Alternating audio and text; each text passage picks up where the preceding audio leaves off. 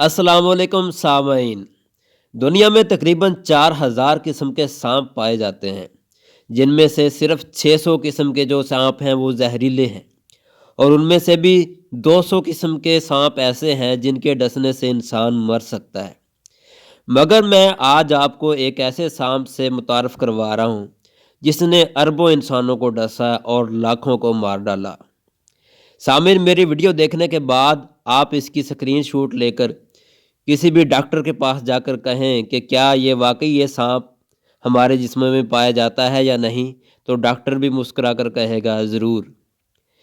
हाज़रीन, ये सांप ऐसा ख़तरनाक है, ये हर इंसान के सीने में घुसा हुआ है। अब मैं आपको इसकी तस्वीर दिखा रहा हूँ।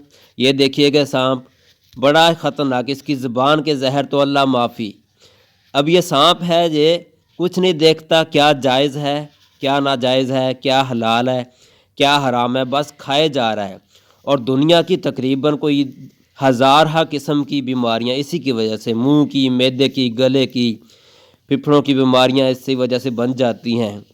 गिनती की कमोबेश ये कोई हज़ारों किस्म की बीमारियां सिर्फ इस सांप की वजह से होता है। ये जिन है हमारे अंदर एक, इसको लोग एस फॉर स्टॉमक कहते हैं, लेकिन मैं इसको एस फॉर स्नेक कहता हूँ। तो सामिन, अगर ये इतना ही ख़तरनाक किस्म का सांप है तो इसकी बीमारियों से हम कैसे बचें? इसका हल क्या है? सामिन, इसका हल ये है कि इसको भूख से कुछ कम खिलाएं। अगर ये 2 रोटियां मांगे तो इसको 1 रोटी दी जाए और 1 रोटी किसी गरीब को दे दी जाए। कहते हैं ना, बंदा खा पी कर ठीक ना हो तो खिला पिला कर देख ले, अल्लाह ताला उसको ज़रूर सुकून देता है। दूसरों को देने के, दूसरों को अता करने से ज़रूर सुकून मिलता है।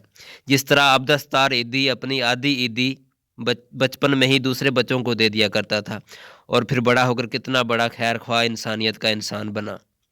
तो ये जो सांप है जिसको लोग स्टॉमक कहते हैं, ये हमारे नफ्स का जिन है। ये नफ्स को जब अल्लाह ताला ने पैदा किया, एक बहुत ही ज़बरदस्त छोटा सा 1 मिनट वाला वाक़या मैं आपको सुना रहा हूँ। हमारे उस्ताद साहब ने सुनाया था कि जब अल्लाह ताला ने इस नफ्स को पैदा किया तो इससे पूछा कि बता तू कौन है और मैं कौन हूँ। इसने फ़ौरन से कहा कि तू तू है और मैं हूँ। अल्लाह ताला ने इसको 100 साल आग का अज़ाब दिया, इसकी चीखें निकल गई। अल्लाह ताला ने फिर पूछा, बता अब तू कौन है और मैं कौन हूँ। इस ज़ालिम ने फिर कहा कि तू तू है और मैं हूँ। अल्लाह ताला ने फिर इसको सर्दी का अज़ाब दिया 100 साल तक, इसकी फिर चीखें निकल गई। इसने कहा कि अब बड़ी पक्की तौबा करूँगा।